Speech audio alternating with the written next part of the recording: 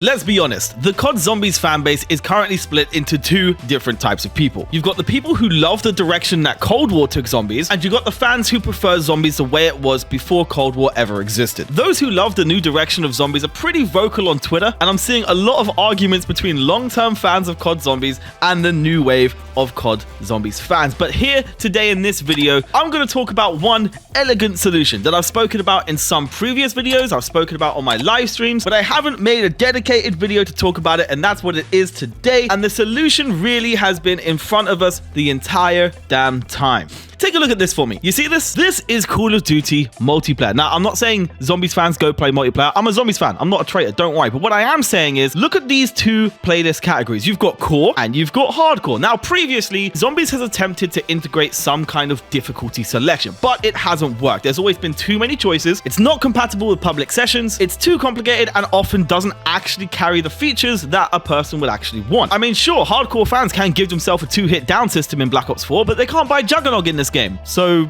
yeah, multiplayer did it right. There's core, there's hardcore. Core is for those who like a generous time to kill. Hardcore is for the people that believe an assault weapon should take someone down with one or maybe even two bullets. Now, if we were to translate this whole ordeal to zombies, it can literally be manufactured to appease the two main opposing types of zombie fans. Let me break it down. Hear me out. Imagine a world within core. What that would entail, first and foremost, is a health system similar to Cold War. It can also adopt a lot of other elements that Cold War introduced, such as perk upgrades. There's always been those zombie players who think that upgrading all your perks to tier 5 made the game way too easy. But there's other people that believe that the work required to actually get those tier 5 perks justifies how powerful it makes you. But core could be the only place where upgraded perks are allowed. I mean, it's always been clear to me that the gameplay-oriented divide between these two types of zombie fans trickles straight down to difficulty. So continuing my point, core could be the place where you can have consumables, gobblegums, elixirs, however you want to put it. Core could also be the place where alternate ammo types are there, and Treyarch could get creative and maybe create some new ones alongside it. To accompany that, you could also have the tiered pack-a-punch upgrades, which of course drastically increase general weapon firepower. Looting from dead zombies and even buyable score streaks and the whole armor system should be present in the core version of the game to allow Cold War Zombies fans to still wield the tools they love that they truly feel added so much to the general gameplay loop of the Zombies experience. But what else did the old hardcore fans of COD Zombies hate about Cold War? It was the way the Easter eggs were delivered. Throwing a leash on us and gently dragging us through each step and kind of telling us what to do definitely appealed to a large amount of the audience, especially the type of people who wear dog collars in the bedroom. Or maybe, I guess, it could also be players who were just new to zombies entirely, who didn't want to throw themselves in the deep end. I guess that's equally plausible. There is absolutely a benefit to having an Easter egg where the steps are hinted to you in a more obvious way than how they used to be. But it wasn't for everybody, though I admit by contrast, by having a lot of complicated steps with no real leads, it can end up with just a little bit of community frustration. Let's take Revelation Step 1 as a case in point. But you're getting my point here. There are pros and cons to each style of gameplay that Treyarch has developed for us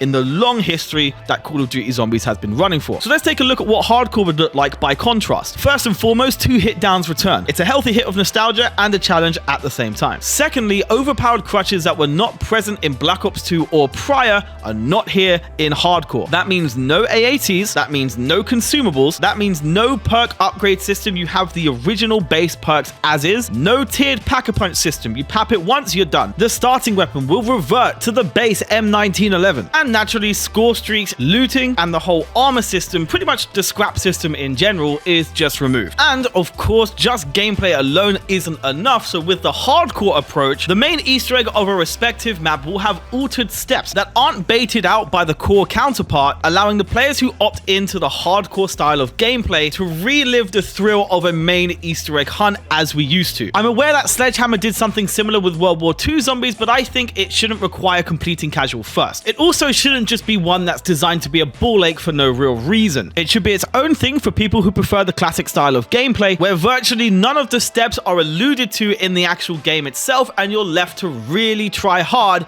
as a community to figure everything out. Now, whilst I'm saying all of this stuff, I really invite you to properly think about how positive this change would be on the community. First and foremost, in terms of finding a game, it's just two options. It's core and hardcore. It's attracting two different audiences to one game, meaning games will be easy to find and everyone will be on a level playing field. Because there's always been that argument for the people who prefer the hardcore classic style of gameplay that they can just not grab consumables. They can just decide not to use AATs or certain abilities unlocked by upgrading perks. But the reality is, not even the hardcore players want to just opt into that style of play for multiple reasons. First off, leaderboards and speedrun wise, you're just choosing to make life harder for yourself. That means in terms of competitive nature, you're giving yourself a complete disadvantage in every sense of the word. Whereas back in the days of Black Ops 1, everyone was in the hardcore gameplay loop, as it would be now at least, all in the same boat together. Secondly, in terms of public sessions or playing with friends, you have to surround yourself with people who play just like you, otherwise it's going to annoy you to be the one that runs the risk of going down more just because you're choosing not to use certain elements of the game. You know what? I don't even feel like I need to continue on this point. I think it's pretty obvious that trying to tell a hardcore zombies fan to just not use certain features because they feel they make the game too easy is just a very stupid idea in terms of making the game enjoyable for everyone. It's just not a solution. But at the same time, having the people who prefer the older style of zombies win in the argument and basically try and convince Treyarch to strip back features also doesn't make sense. A lot of features that were introduced in Cold War is exactly what attracted so many new fans in the first place. But the reality is Cold War did also alienate and pretty much push away the original hardcore fan base of zombies, at least a lot of them. I'm not saying all of them felt alienated and walked away, but a lot of them did. But core would be the place for these Cold War zombies fans to enjoy everything as it is, as it should be in their eyes. Because even though I'm one of the people that would cling way more to hardcore because I do prefer zombies the way it used to be, I'm not arrogant enough to believe that my opinion is the best opinion. Each side has valid points, and there were a lot of new features added in Cold War that, especially when the game was new, even I was hooked on. And this is the beauty of it. It's a choice. If you're a hardcore player who misses the 2-hit down system, who misses being on a level playing field where everyone's in the same boat and terrified to even breach past round 30, you can hop into that playlist. It's right there for you. But then maybe you want to relax. Maybe you want to enjoy some of the Cold War features. Cool. Have a game on core. Simple as that. It's beautiful. It takes the big divide between the community and just breaks it down and says, hey guys, both sides have their perks. Both sides offer a drastically different approach to gameplay and are addicting in their own ways. So just enjoy both. It could be a case of each side will have their own leaderboards, which means that the old school zombies fans who prefer zombies the way it was aren't handicapping themselves, but are rather playing in a playlist where everyone is in the same challenging boat. This also makes speedrunning a lot more interesting. In addition to this, you could have separate rewards for the core and hardcore versions of completing the Easter egg. Matter of fact, you could have a whole separate challenge tree for core and hardcore. And there's more pros to that. Besides having two different types of players satisfied, it also encourages players from each side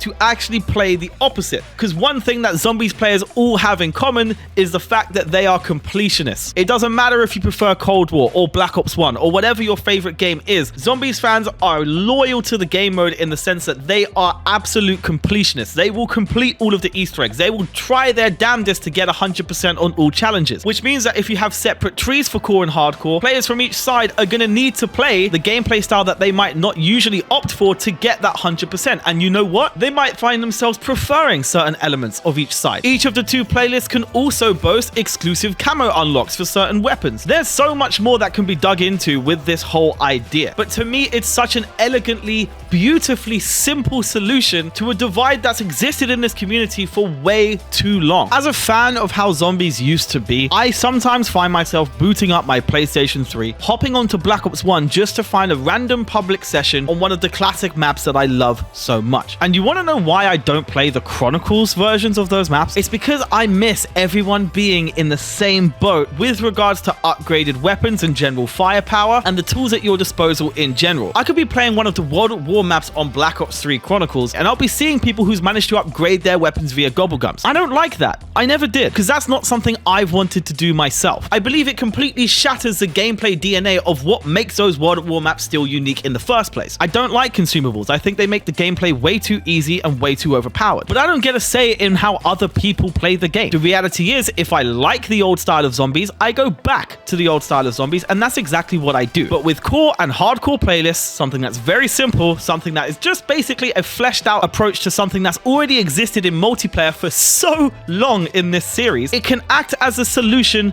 to the people like me. It can also allow people who prefer the new style of zombies to enjoy it in peace, and there won't have to be this whole battle between two sides who say zombies fell off, or people who say that you're an idiot for thinking that tiered perks is a bad system. It just puts an end to it all in a very simple, elegant way. What's even better about all of this is that the initial development of the game can just be centered around core, because after all, hardcore is effectively just adjusting the health and removing features. The only real additional work required would be remanufacturing an Easter egg and creating little extra cooling cards for exclusive challenges. But of course, elements of an Easter egg that drain the most dev time, like a boss fight, can be the same in core or hardcore. Really what matters is that the steps to get there are different and are well hidden. But besides those steps and some extra cooling cards, really in terms of dev time, it won't take much dev time at all to make a hardcore playlist, because it's mostly just stripping away things that you've already made for the fans of core. It's beautifully simple. And so that, my friends, is what I believe is the solution to save COD Zombies. And Treyarch, even though I know this will never happen, because frankly, COD makes more of microtransactions now than they ever would need to make off a standalone zombies game. But if you really want to save the zombies community, integrate these features into a standalone zombies game. I know it's not going to happen, but I mean, everyone can still dream, right? But that, lads, ladies and gentlemen, concludes this video. I hope you enjoyed it. If you did, please be sure to leave a like, subscribe if you're new, and I'll catch you in the next one. Cheers.